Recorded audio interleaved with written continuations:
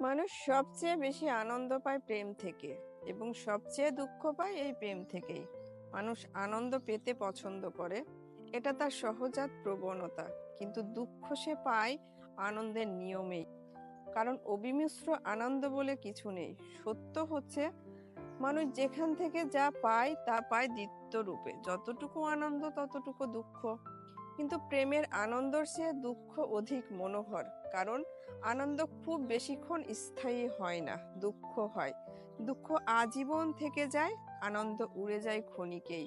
এই দুঃখ থেকে যায় বলেই প্রেমের এত মহিমা। কিন্তু মানুষ দুঃখ পেতে একদম পছন্দ করে না, এ এক আশ্চর্য কূটাভাস।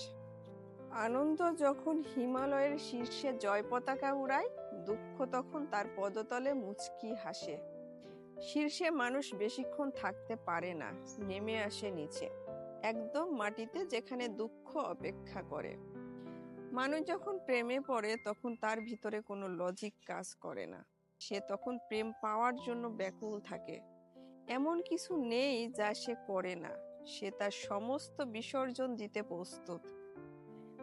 রবি ঠাকুর বলেছিলেন, তুমি যদি বলো এখনই করিব বিষয় বাসনা বিসর্জন।